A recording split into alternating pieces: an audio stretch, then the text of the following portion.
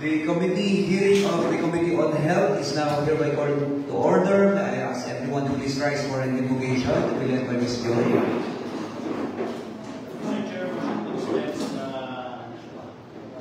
There's a motion to dispense with the invocation. Seconded by Honorable Bawa. No objection. The invocation is hereby dispensed. Please take your seats. May I ask the temporary committee secretary to please recognize our invited resource persons and present for today's hearing. Okay, thank you, Mr. Presiding. May I acknowledge our resource person who are coming to this meeting. So, from RHU, we have Dr. Paul Respicio.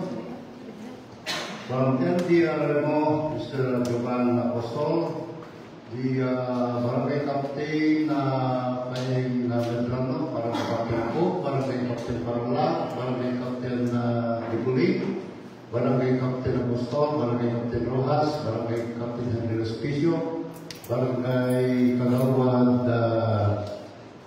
Gabires, Barangay Captain of the respecting barangay, sa lahat ng nandito, isang magandang hapon po para sa ating lahat. Thank you so much, Honorable Bawa. Thank you so much po sa inyong pagdalo sa ating committee hearing sa Committee on Health regarding the passage of an ordinance institutionalizing the 4 o'clock habit as a daily dengue prevention and program and control in the municipality of Reina Mercedes, Isabela. To start with, nagka-dengue ka na po ba? Kasi ako 2 beses na. At sa 2 beses na, pagkakaroon ko ng dengue fever, nasubukan ko na rin po, nasubukan ko na po ang blood transfusion. Napakahirap. More than 10 days sa hospital, but I survived. Napakahirap. So sa mga naunang mensahe po ng inyong lingkod tungkol sa dengue eradication sa ating bayan, we have realized the importance of cleanliness sa ating mga kapaligiran upang walang mapamugara ng mga lamok na siya nagiging sanhi ng sakit ng dengue. While the number of dengue cases in Reina Mercedes is not that alarming yet, pero kailangan natin maging proactive para hindi na lumala pa ang sitwasyon. Hindi lang po ito basta dengue lang. Isipin po sana natin that every dengue cases is more than a number.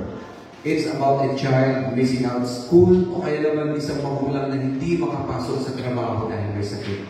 Our community is put at risk. The 4 o'clock habit is an initiative to encourage all residents, government offices, schools, and establishments na makapag-dedicate ng kaunting time pagpatakbo sa oras na alas 4 ng hapon at makiisa to search and destroy mosquito breeding sites. Kapag ginawa po natin ito ng araw-araw, it will significantly reduce the mosquito population and prevent the spread of dengue and save lives. Hindi lang po ito isang ordinansa. Ito po ay upang ma-instill ang discipline sa bawat isa, building community cooperation and protecting the health of every Mercedelian. Thank you so much at magandang hapon po sa ating lahat.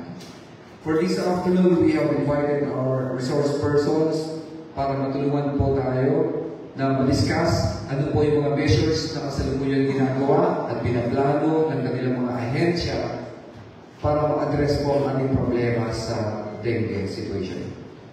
To start with, allow me to introduce our first resource person, the Municipal Health Officer, Dr. Paul Anthony Respicio. Dr. Paul, you will now address the committee.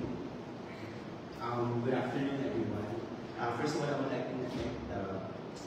like to take this opportunity to thank the office, SB office, headed by our Vice Mayor Attorney Jerry Harper, and the rest of the Sangguniang members, guests, resource speaker, Ring Magnaman, Closer to the microphone, please, Doc, para marinig yung report. So dengue is a viral infection that spreads from mosquitoes to people, commonly to tropical or subtropical climates like the Philippines. Dengue is acquired through the bite of an infected Aedes mosquito called Aedes aegypti. When it bites a person infected with dengue, These Aedes aegypti can become infected with the dengue virus. These infected mosquito can then transmit the virus to another person through its bite. It means dengue is not directly contagious from person to person, but it's actually through a vector or the mosquito bite. And with a lifespan of 15 to 65 days, or usually 21 days. Take note on this because it has something to do with the eradication. Most people who get dengue will have no symptoms, but for those who do, the most common symptoms would be high fever, headache, body aches or joint pains, nausea, and even rash. Most will get better in 1 to 2 weeks. Some people develop severe dengue and need care in hospital. In severe cases, dengue can be fatal. The incidence of dengue has grown dramatically around the world in recent decades, with cases reported to the WHO increasing from 500,000 in year 2000, with cases to 5.2 million in 2019. A vast majority of cases are asymptomatic or mild or even self-managed. Hence, the actual numbers of dengue cases are possibly underreported. June is the National Observance of Dengue Awareness. And in line with this, the provincial government of Isabela, through Dengue Prevention and Control Program of the Integrated Provincial Health Office of IPHO, in collaboration with Dengue Prevention Program of Cagayan Valley Center for Health Development, CVCHD, conducted a successful dengue caravan 3 months ago that is in anticipation for the rainy season starting June of this year, and was actively participated in by partner agencies including the PNP, the Bureau of Fire Protection, DepEd, and other local stakeholders, with emphasis on empowering the communities to take active roles in dengue prevention and control, and aims to reduce the incidence of dengue and protect the health of the province's residents. The presence of stakeholders highlighted the importance of a multi-sectoral collaboration in health promotion and disease prevention, specifically for dengue. Currently, the number of cases in Isabela from January 2025 to August 11, 2025 is 2,511, with 8 deaths coming from other LGUs in Isabela. That's 7 LGUs. In our town of Reyna Mercedes, we have a total of 17 cases as of August 11, 2025. With the highest case of 5 noong February 25, we have 0 case noong May 2025. Reyna Mercedes is top 3 sa lowest sa District 2 and top 5 sa lowest ng buong region ng Isabela mula January 2025 to May 2023. No, that's around 12 cases. And yung latest, there's an additional 5 from May to August with a total of 17 cases. So, ibig sabihin, number 6 na tayo sa lowest sa buong province of Isabela. Why? Bakit ganito? It's because we have an existing dengue drive program. Yung existing dengue drive program was actually launched October last year of 2024 when it came in. You know, this is actually a 2 times a week na cleanup drive per barangay. So this is actually required for them to implement. No? There's actually an option for this. Either you do it Saturday and Sunday or any of the rest of the weekdays. So this dengue drive, that's 2 times a week, it actually involves the Dengue 5S strategy that is mandated with the DOH.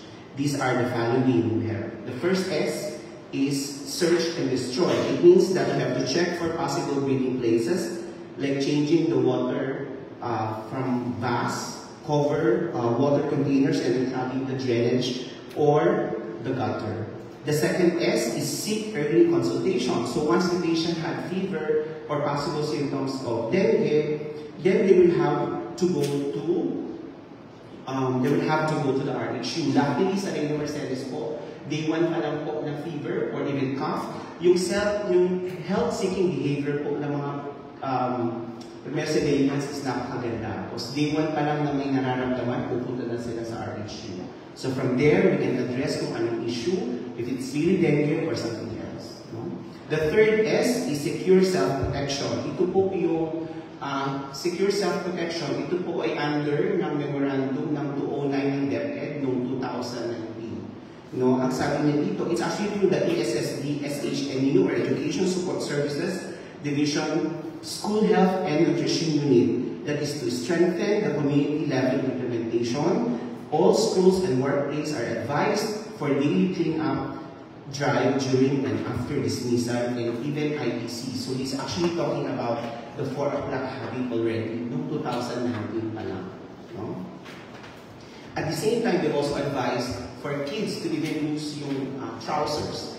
You know, for female na bata, they can actually use yung stockings para ma-protect, or even with the use of repellents. The fourth S is sustained vector control measure. No, this is through spraying or misting care of sa barangay, which we usually distribute, or through the schools with the distribution using, the RSI distribution. No? So we have several. Can I ask for the sample? So we have one Sumipro EW concentrate. Can I have that?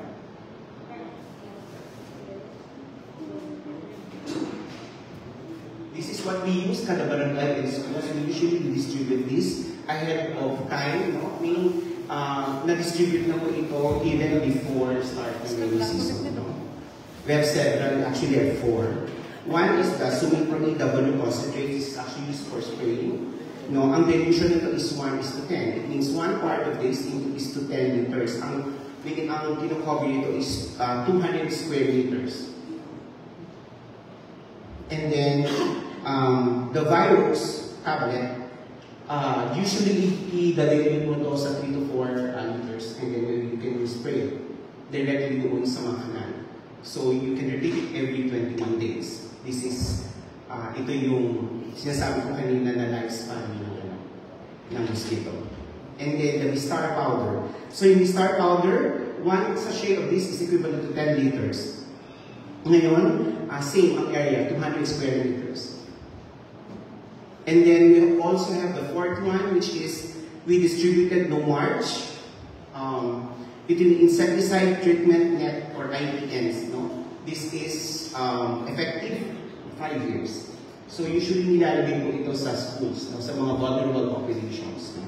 Na-distribute na po ito ng March. I just need to check. Some schools, they have not actually put up the nets. So iikot po kami for the monitoring. We have monitoring evaluation sheet na I will show later. So, and the last S is the sustained hydration. It means that if this patient na diagnosed siya with dengue, obviously with the IEC during sa hospital, during sa RHO consult, kung stable condition or mild lang yung symptoms, usually kasama po yun. No? So these 5 strategies form the foundation for a black habit, encouraging households to dedicate a few minutes each afternoon to inspect and eliminate mosquito-breeding sites. So one would argue, Doc, adabaso, Doc, kawan nitatang po, jabalay ni Doc, night shift na. So I would say, sino bang magbe-benefit ng program na to? Di ba yung children, yung siblings natin, grandparents, grandma? No? So if it is too difficult, pwede din natin gamitin yung tapat ko, linis ko. No? I actually sent SB yung picture. No? There's one barangay, Malalatang Grande. This is an innovation that was done. It's an ordinance. It's a barangay ordinance that was approved noong December 2023. Tapat ko, linis ko, it's an ordinance requiring all residents, barangay owners, and occupants to maintain cleanliness in front of their properties. So last year po, ang Malalatang Grande, isa lang po ang case nila. So I would like to commend that kasi effective they do it. At saka, nakita din ito yung nalikot ng TJ. Nag-itikot kami ang bukit at dati nakakabili siya tapat ko linis ko. Kit makita ti gutter, dry, makita awan ti marugit. Hanlang po ako ng isuda, pero I'm sure at dati Dito mga barangay na dapat innovations dahil I would like to know kung ano yung mga additional innovations regarding doon sa dengue drive natin. So I would also like to show, ito po yung ginagamit namin, the surveillance form. Opo, if I can distribute this. So as I've mentioned, it's a multi-sectoral partnership, no? Itong surveillance at evaluation na ito, ginagamit namin. So this includes yung sa school, LGU, RHU, RSI, SK, PTA, and others like NP and NPFP. Kasama po yan. So meron tayong sinasabi dito, the second part, dengue preventive measures, ito yung tinitingnan namin. Example, removal of stagnant water in containers that collect water. Either yes or no lang yun, and then my remarks. No? Meron din dito nakalagay best practice and innovation, like sa Malalatang Grande, pwede natin ilagay yun, tapat column mismo, tapos may remarks. No? And comments and recommendations. Usually ginagawa namin to last year, after po masubmit namin lahat at kung itong mapasa itong for a black habit is after is we can implement this and we can evaluate each barangay. So we've all heard of dengue. It's a serious disease spread by the bites of an infected Aedes aegypti mosquito. It can cause fever, severe pain, in some cases even death. Every year, thousands of people suffer from it. But the good news is, dengue is preventive. That's where the 4 o'clock habit comes in. Every day at 4 p.m., we are encouraged to take 10 minutes to look for and destroy mosquito breeding sites. Why 4 o'clock? Because this is when the dengue-carrying mosquitoes are most active. It is the perfect time to act. So what can we do? To simplify, empty the containers that collect stagnant water from vats to old tires, cans, and buckets. Clean roof gutters and make sure there's no clogging. Cover water container tightly, dispose trash properly, and keep surroundings clean and dry. These small actions done together can have a big impact. In every household, in every barangay, and in every school practices the 4 o'clock. If every barangay and every school practices the 4 o'clock habit, we can significantly reduce the number of dengue cases in our community. Remember, dengue prevention is not just the responsibility of a healthcare worker or the government. It is our responsibility too. Let's make the 4 o'clock habit a daily routine. Set your alarms, remind your neighbors, and involve your whole family. A few minutes of cleaning can save lives. Together, let's fight dengue one cleanup at a time. Thank you very much. Thank you very much, Dr. Paul Anthony Respicio. Again, comprehensive na naman. And we are hearing a lot from you. I'm sure may mga questions coming from the committee, and we also encourage po inputs once again mula po sa ating mga inimbitahang mga bisita. Gusto ko lang i-acknowledge po yung ibang mga dumating dito na hindi punong barangay.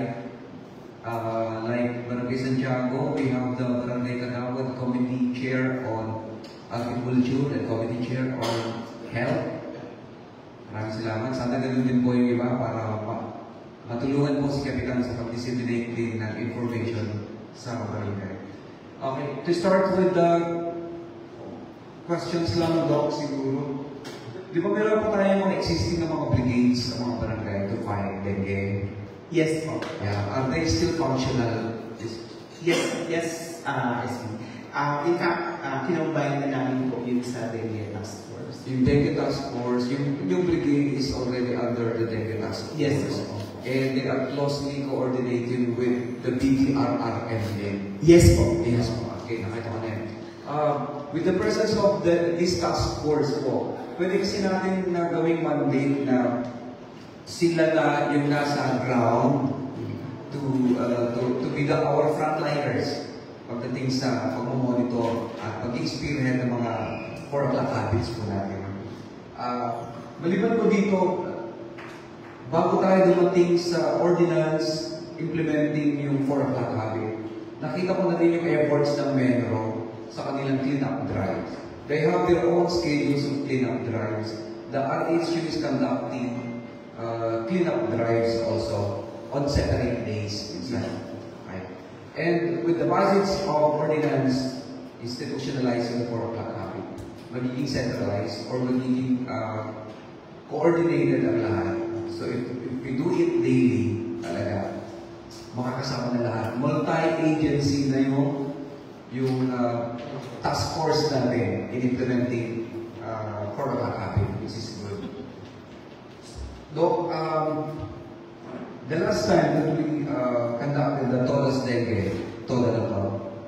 Todas Dengue, Toda na to, year 8, year 7. Ikaw walang maganti. No, ikapito ang kagat. Tama mo? Kasyam na lang. Siya, sorry. Ibig sabihin di ako nakapag-participate doon, ikaw wala. Todas Dengue, Toda na to, ikasyam na kagat. 9th year na tayo ng Todas Dengue, which is a very good initiative po ng ating provincial government of Isabela and DOH to help us eradicate kaso ng mga dengue. And another one is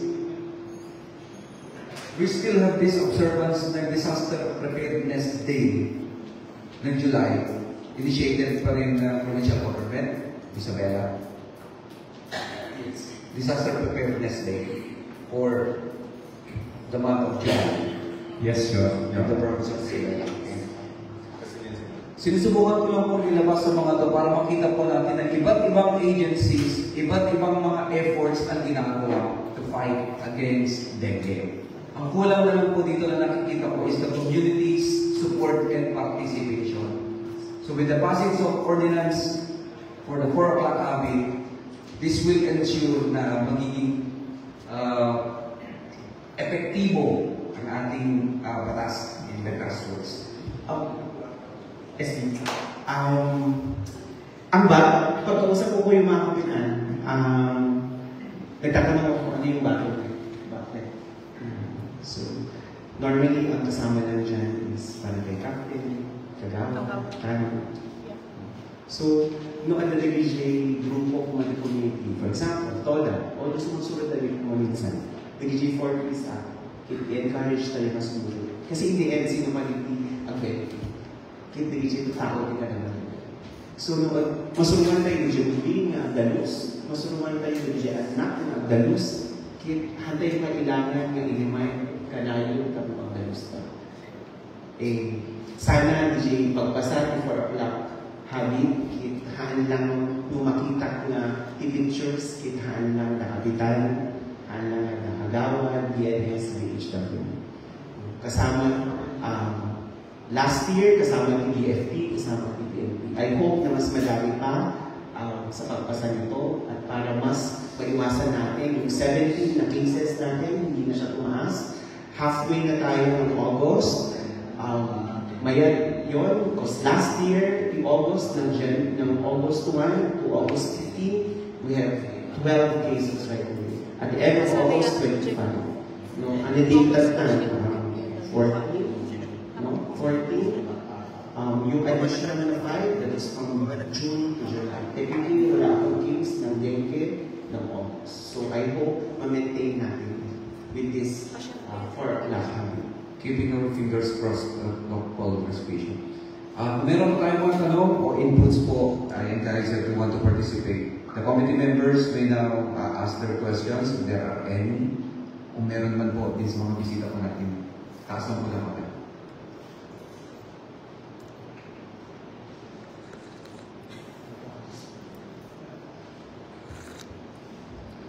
Magtatanong po si Vice Mayor Attorney Harold Ruspecia. Doc, may question ako, Doc. Anong mas effective? Mosquitero or katulog? Mosquito net. Okay. Ang katulog po is that wala siyang chemical to directly kill the mosquito. So, it drive away yan. Mosquito nets, basically to prevent katuluhan ng mga kagat. Katulog is, it's just temporary. Pag namatay na yung katulog, pupunta na kagad. So, the thing with all these, measures, no?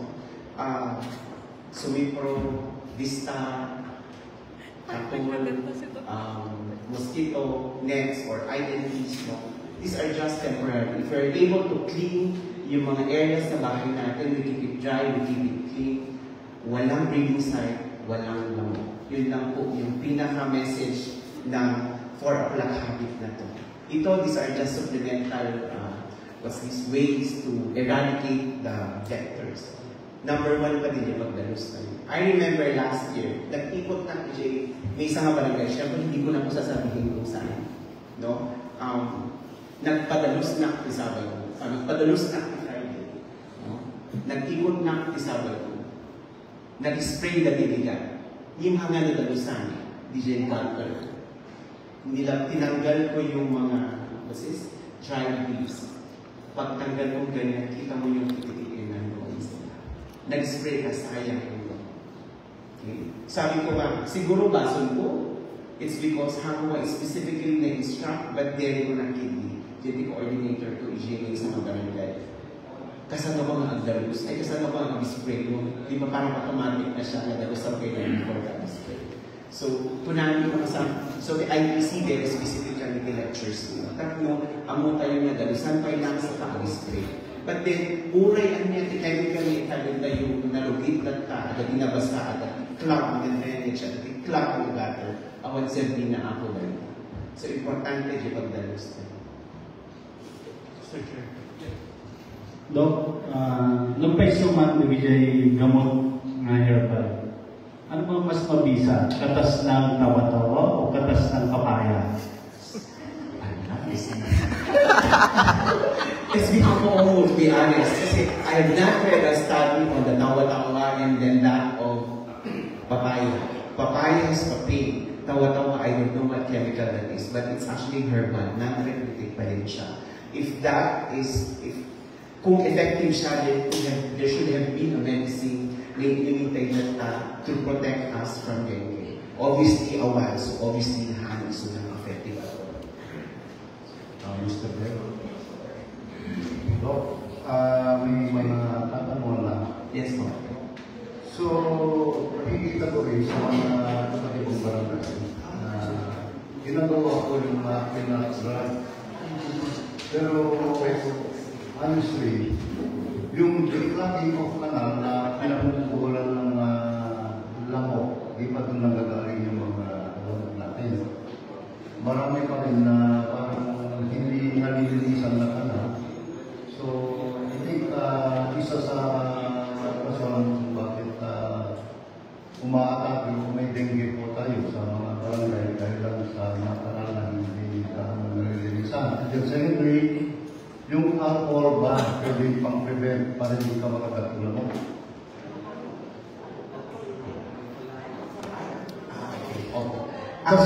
Kasi daw, pag nakainom ako ng gin, hindi ako kinakalit mo. Hindi mo natanong yung alcohol. Pag hindi naman ako nakainom, makita ko sa kanawag, dami ka lang ng lamok. Naulaw din na rin. Opo. When it comes to yung club po na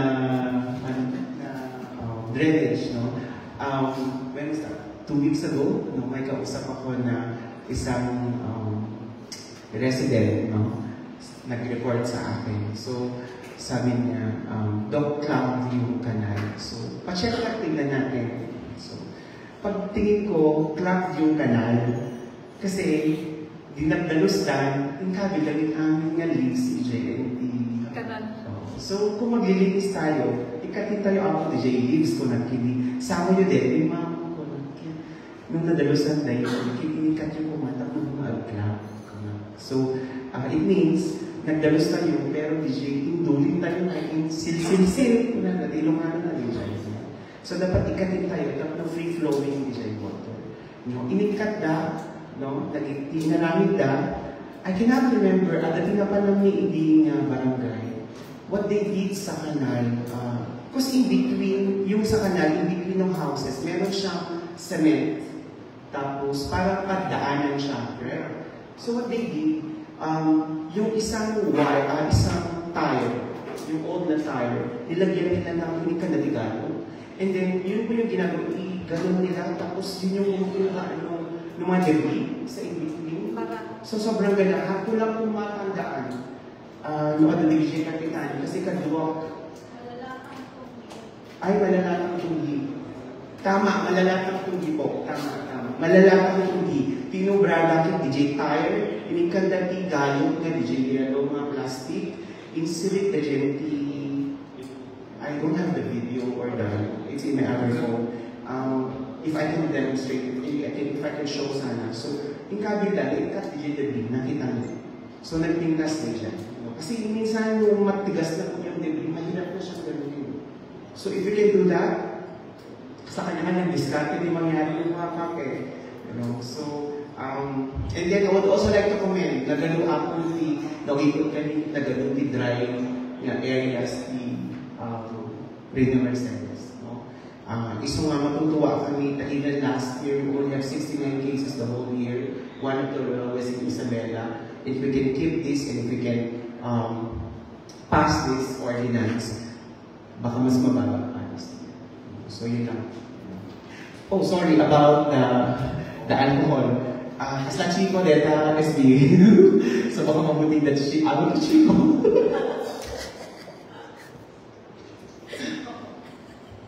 Thank you so much, Doc.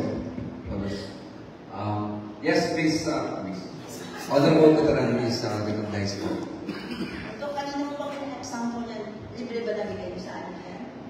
Yes po. Every barangay po, meron po. Na-distribute. Opo, na-distribute na po yan. Tignan ko lang po yung copy ko po. Yung sa ating Suwi Pro, na-distribute na po ito noong June. Ito po Virus Disinfectant Tablet is April and May. Tapos yung Star Powder was June. And then the ITN or insecticide treated nets, na-distribute na po siya noong April and May. So ready na po. Ito po yung next batch na i-distribute namin September. Iniintay ko lang po para kompleto sa lahat ng barangay. Every household po to? Usually po, binibigay na po namin sa barangay officials. Sila na po yung nag-distribute. Malaki po yung, sabi ko nga po, 1% nito, ay 1 part nito is 10 parts of water. No? 10 liters of water. So madami po yung isang ganito. In fact, ang ginagawa namin, pag konti lang po ito, is hati-hati po siya. So share. And then kapag dumating na siya, yung iba, saka po namin sinusot, ipaano ulit. It is through the distribution po ni Ma'am Rodi Gumbi, RSI po. So the usually card po that is distributed. Thank you po. Thank you. Dati ang practice ng RHU dati po, di ba may fumigation tayo? Yes, sir. Ano mas effective lang yung fumigation o kaya yung mga dala nyo na... So this one can be used for fumigation as well as spray. The thing with spray and fumigation is that pag fumigation, masyadong maliit po yung particles. Ang tendency, if it's too windy, ang nangyayari, may tatapon mo lang siya sa air. Unlike sa spray, mas malaki pa yung droplet, no size, no particle. So diretso po siya doon. No? So we would advise usually na spray ang ginagamit, which is sa kada barangay po, yung usasalita yung ako, DJ Silver, DJ Metal po, usasalita kada barangay.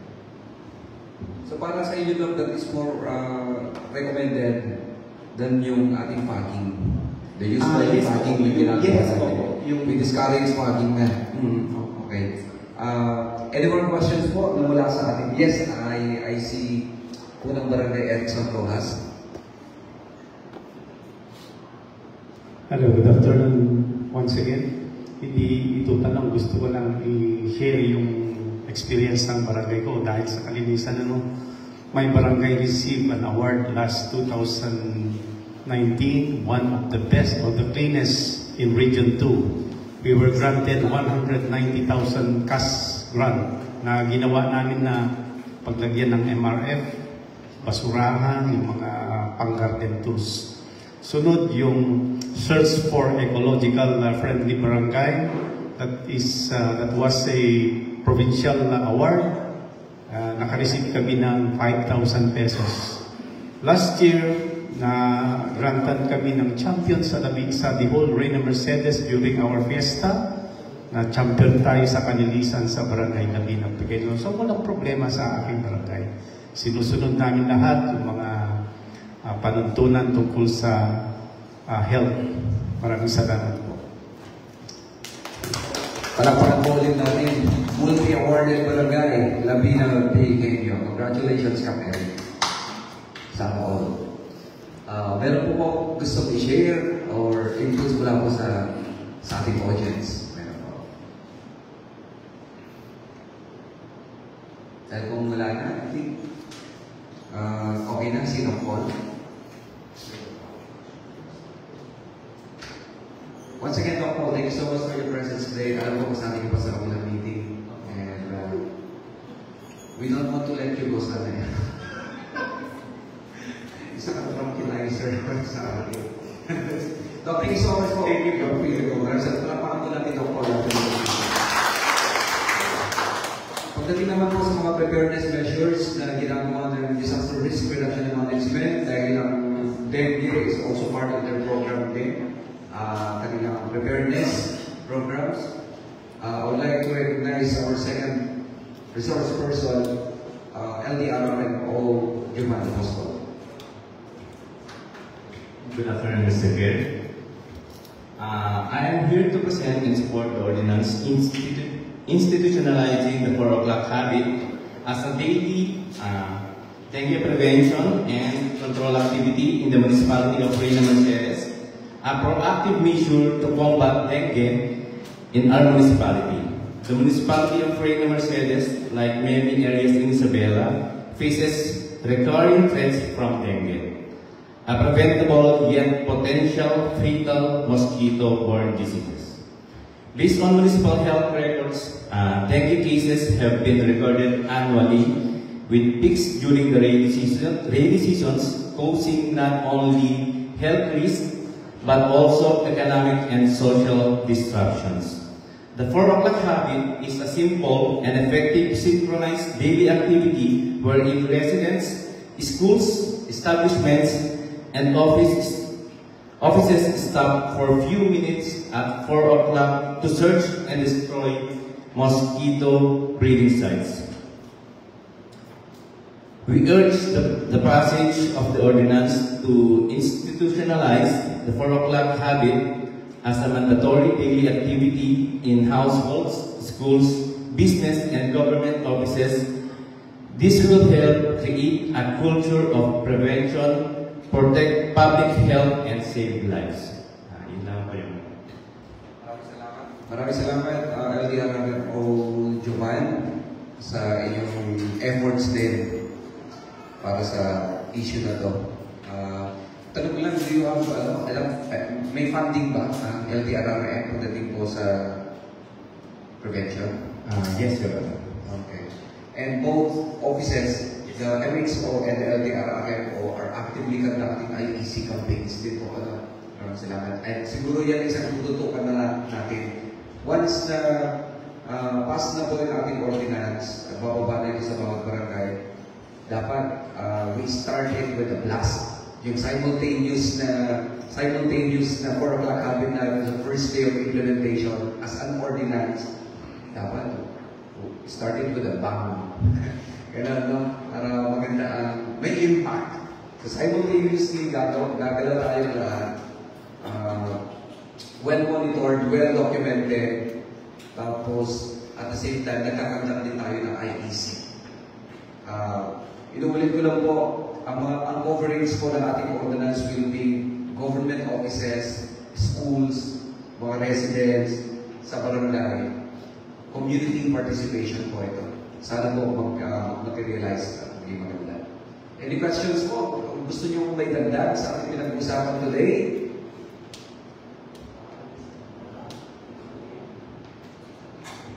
sa atin po mga punong barangay officials pala.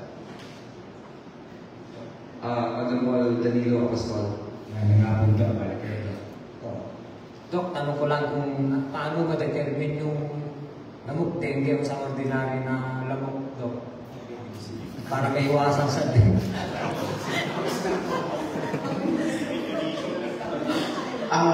Meron pong specific siya, parang mga white, pero may mga white specks siya, but then no, they can ma-identify mo. I think yung main message dito is that you kill the breeding site. So you don't have to worry whether that mosquito is dengue or dengue infested siya or dengue related siya or regular mosquito. So what's important is that we kill the breeding site, we kill the mosquito, we have nothing to worry about whether that dengue, whether that mosquito is dengue related or not. So I think yun lang po, no? It's very hard, even for me, no? Nung makita kayo, dalawa mo, so kapag kitain, makayo kitain. So kasi naman dito sa mga na naman kanya ako, nagwari. Ay, kumana bakit ka, tatalong nga. So, my point there is that yun na nga po, we kill the breeding site, one the mosquito, one the dengue, or the sick. Doc Paul. Thank you so much, Doc Paul, thank you. May mga NGOs or private organizations na during dengue season, they go over sa mga schools na insect repellent. Stickers, like mga stickers binibigay sa mga bata. Is it advisable? Meron po nag-offer sa akin yung gano'n. So sabi ko, can I have the study on the product? There's no study at all. So,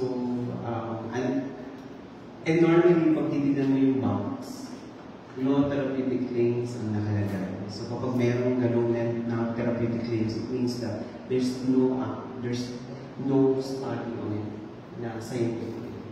So scientific study. So sayang, ang mahal niya actually. Yung isang 100, yung isang box where it contains 100 pieces, there's either 25, 50, or 100. Yung 25 is around 86, and then yung 50 is 140. So, sobrang expensive yan for kung ang rainy season will start siya from July to December. How many boxes they are able to issue? Just to, again, nung patayin the breeding site, awan pila mo, basik pila mo, awan pila mo. Mauuwi po talaga tayo sa cleanliness, sa paglilinis po ng ating pamilya. Meron po ba? Yes, ikaw na Alex Ramirez.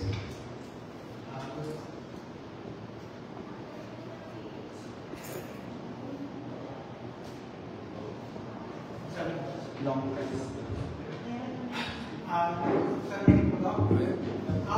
Yung parang atin ay i-eliminate lang po naman natin yung TikTok po ng mga kitikiti. So, ilang days po ba ang lifespan ng mga mother na mosquito? At saka, pangalawa po, di ba doon po sa stagnant water? So, anong particular po na water? Yung marumi po ba or yung malinis na tubig? Kasi po, may mga kabahayan na malapit po sa bukid. So, ang water is stagnant po talaga. Kagaya po ng Puto Grande Elementary School, ang likod niya po ay bukid na hindi po natutuyuan. Yun lamang po, Doc, ang aking katanungan. Okay, that's a very good question. Yung first question po is about yung incubation, no? Si Kagawad tinatanong niya kung pinapatay lang natin yung larvae-related eggs, no? Tama yun, but 21 days po yun, no? It means from egg to adult life ng mosquito. So, ibig sabihin, kapag napatay mo yung egg, so umpisa ka lang, somehow safe ka na. But then, doon sa area kung saan meron pong mosquito, meron pong different levels niya. So, hindi lang po lahat, hindi lang eggs ang pinapatay natin during 4 o'clock habit. Lahat po ng stages ng mosquito. Second, doon sa yung second question was, what type of water? Mosquitoes are very resistant when it comes to yung gano'n, whether warm siya or cold. They're very, they can adapt to the environment. So, again, madastag natin siya yung ag-breed na talaga, regardless if it's a clean one or dirty water. And then the third question was about what's this, water doon sa tanong.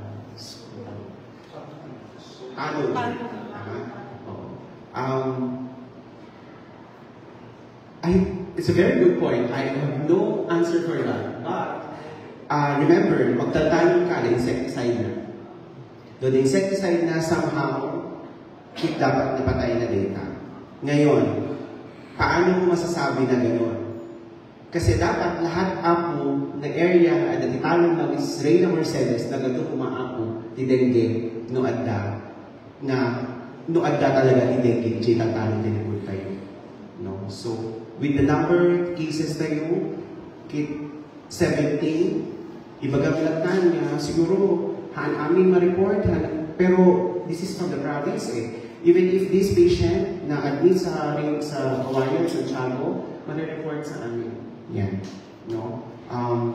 Again, no, at gitalal-talo, kit no na-spray data to insecticide, pwede na patayin ako diligent hospitals. Is there a way for us na hanggang maging stagnant yung water doon? Kung, let's say, hanggang nagtanim or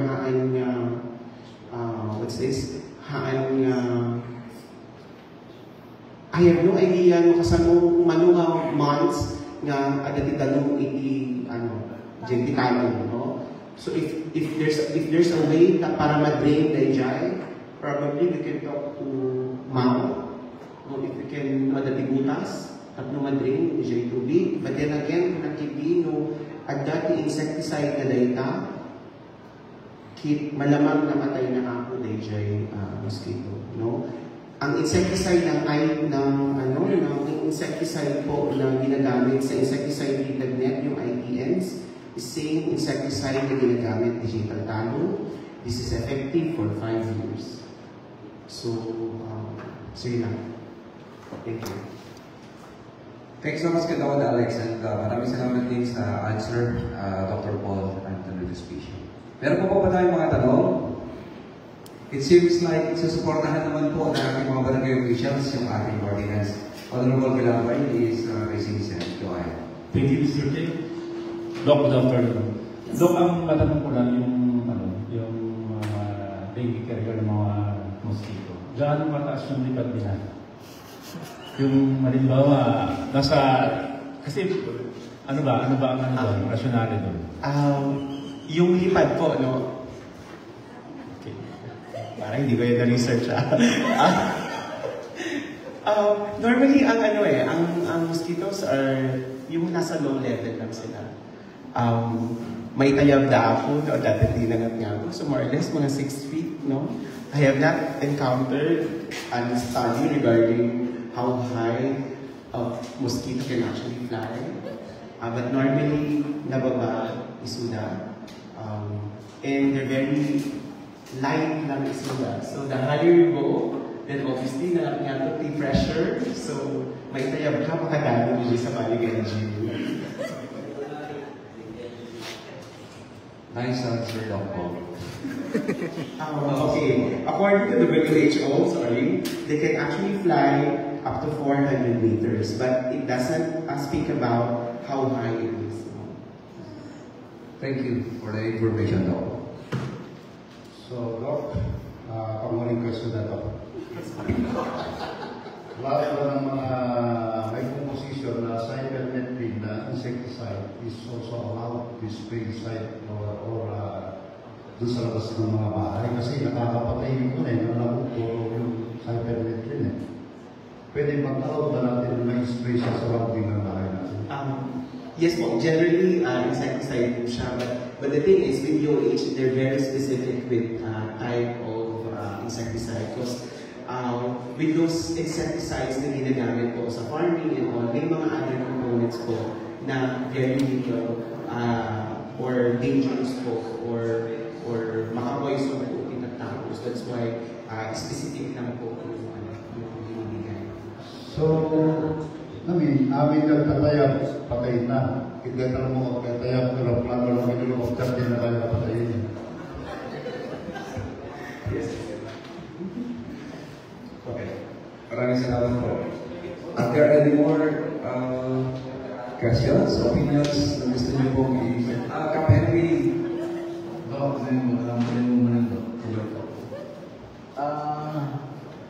Kadalasan nga pagyanan di dengue danong niya do. Dahil nakarubrugit niya nga karubang basura. Pagyanan kila mo kadi ito. Yes, Kap. No, the basura. I can imagine yung pile of so let's say meron yung plastic na cup. So kung plastic na cup yan or even bulong di saba, ang tendency mo pag nakapile na siya, may water doon. Kung may water, even a drop of water, pwedeng mag-survive yung mosquito doon. So it means that we have to eradicate, as I mentioned earlier, proper disposal of trash. If we can do that, nadalus, dry, ipaligid tayo, kit awan ako ti breeding site. Ti pinaka-message na dito, all in all, it's breeding site of mosquito.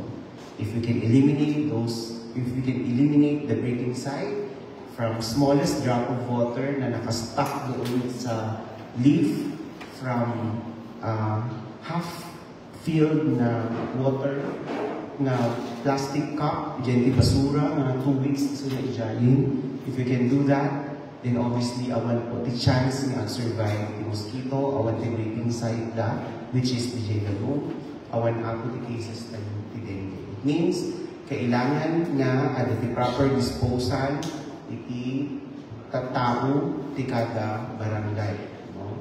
No, ada makita tayo, syempre damit ti rules and regulations, ada ti batas tayo ti kada barangay regarding ti basura, gano'n. So we have to remind them na, especially at the 4 o'clock habit, so mas strict sa time. So I don't think na may reason para gano'n at mag-pile up yung mga basura sa mga areas ng barangay natin. Honorable Attorneys, recognized. Thank you, Pak. Thank you, Mr. Chairman. Dok, kasi karamihan ng tinatamaan ng dengue is mga bata. So, kasi yung fever kasi minsan, di ba? Kami, ng parents tayo. Paano natin malalaman na si bata ay may dengue na siya? Kasi lagi, up and down, maliban sa up and down fever. Thank you very much, SP. No? That's a very valid question, no? As a parent, no? Hanilang official, hanilang SP, or kagawad, or kapitan. So, sabi ko nga po kanina, ang health safety behavior ng taga-Reyna Mercedes, maswerte tayo kasi day 1 of fever, baka na dyan issue. So, I think maswerte tayo siya. Kasanang kayo maamuan, adati fever na, adati pattern, may pattern po kasi siya. No? Pero day 1 of fever, usually what we do is that we do the CBC, we do the NS1 test. Pag positive ka HI, presumptive ka dengue. No? No CBC, normal, platelet na, pero the fever na, baka it's something else. It can be bacteria, it can be fungal, it can be virus. That's why it's very important na agsubli HI issue, tapos ma-monitor, usually agsubli every 3 days. No? We can also repeat, usually EJDR issue of leaking in the CBC. No, sa tingin namin, clinically, ito ay viral infection. Minomonitor namin yung CBC ng bata from hemoglobin or hematocrit, platelet, and WBC. Sunod-sunod po yun. Last year, ganun po yung ginagawa natin para mag-prevent natin yung hospitalization ng bata. We have several cases last year na amunin na dengue, pero through monitoring sa RHU, kin IEC, kin pagbigay ng ORS, pagyawat ni vitamins, no? Pagyawat ni antiviral, kin naglaing ka ako, handamig nga kailangan mapanin ng hospital. Now, no ada tilagnat na hanga mapupukaw, tigabot buti ni dengue ako, napukaw tilagnat na. Nung napukaw tilagnat na, bumagsak DJT watch tayo. Kaya very important sa amin kapag may lagnat, nagpa-follow up sa RH. May times na on and off, madamdaman ni, nagpa-check up. kit bagsak platelet na. It means medyo nabayag siguro deja, you know. So yun po, it's very important na makita iso ng health worker. It means either yung doctor, tatlo po yung doctor natin sa RHU, Dr. Gubiran, Dr. Aquino, Kinsha, kando kami nga doktor, or 100 plus ni pasyente ni, makita ni data, follow up after 3 days or even the following day. Ayat ko lang ako ti taga Mercedes the health seeking behavior na kinagkintas. Isa ti tapos mas safe tayo. Kumbaga kasla proactive iso da. Proactive nga ti regarding the health ti anak na, which is tama naman yun. No? At hindi naman tayo mamayawa, pwede tayo i-discuss. No, yaman i-discuss tayo tapos tulungan tayo maglaing manasaya at i-ubing. Thank you. Thank you very much, Espiritu and Doc Paul Anthony Respicio once again. Kung wala na po tanong, once again po, nananawagan po kami lahat sa ating mga kababayan ng Taylor Mercedes. Makipagtulungan po. Okay. Ano po nila before I say Thank you, Mr. Jim. Parang lang po, Doc, dun sa tanong ni SBL dun. Yung suspected na pasyente na dengue, ano siya, yung CDC, yung procedure, libre po ba binibigyan ng RHU? Yes po. Yes po. Libre po siya. Thank you. Once again, going back, where was I? Okay. Thank you so much for your support dito. Hopefully, it will be passed soon. Bibigyan ko lang po ng timeline yung ating mga barangay officials. Magtanong po ulit kailan po ba ito may implement. After this committee hearing po, magkakaroon ulit ng deliberation on our next regular session. And then hopefully, iwasan po siya sa third reading, third and final reading. Then, it will be good to go na for implementation po sa barangay level. And hopefully po, makapag-kick off tayo sa very first day of implementation of ordinance. Ang ganda siguro na pagtulungan lahat ng mga agencies. And sana po, hindi kaya po natin lahat ng mga kababayan natin magpagtulungan. And just in case po, may mga symptoms po ng dengue or if you suspect that any member of the family is may dengue, huwag po kaligtaan magpakonsulta po sa doktor para mag-monitor at maagapan po kagad. Vice. Yeah, I think dun sa kick-off na yun, sir, pwede tayo mag-live sa Facebook. Sure, pwede na. And it's a day. We'll find out soon kung paano yan after the passing. Okay. With that, siguro, thank you so much for all your presence ngayong umaga. My committee members, our ex-official vice mayor, and SP members na dito ngayon, maraming salamat. Do I hear an motion to adjourn? There being a motion that we adjourn this hearing, seconded by the members. This hearing is now adjourned.